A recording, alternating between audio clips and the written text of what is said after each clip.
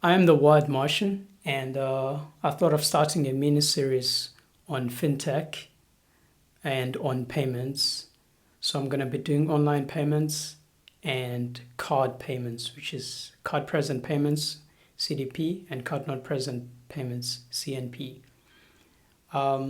So I thought of not starting this in any particular order. One of the most interesting concepts for me when I got into fintech was the encryption and DUKPT. So that is where I would like to start. So what is DUKPT? So DUKPT stands for Derived Unique Key Per Transaction. It is an encryption key management scheme.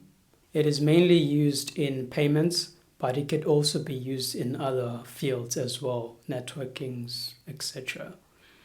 DUKPT is based on the idea that all the encryption keys that are used to perform one transaction should only be used for that transaction, and they should never be used again.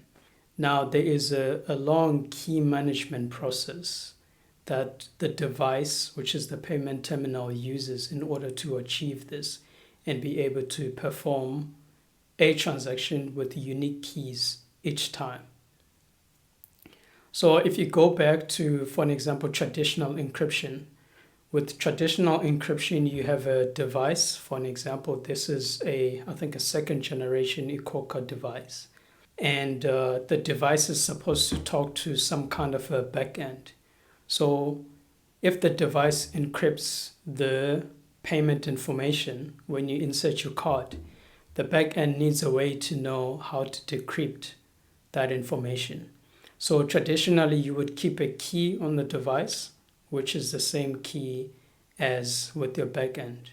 But if the key on the device is compromised, then the key on the backend is also compromised. So that is not ideal. And if you think about asymmetric encryption keys, for an example, the key pairs, your public key and your private key, card information is very sensitive. So that still doesn't work. If the public key is compromised, which it will be because it's public, then people would have an idea of how to encrypt the traffic so they can send fake traffic on your backend. And the backend will be able to open that payload and somehow treat it as an actual transaction until it finds out later down the line. So those did not work.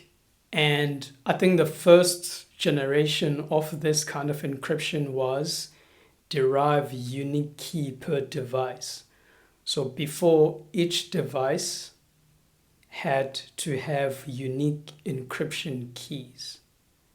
So this is different for unique encryption keys per transaction. So the idea was this device would keep encryption keys that are different from these encryption keys.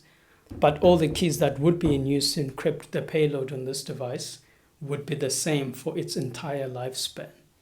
So that works pretty well.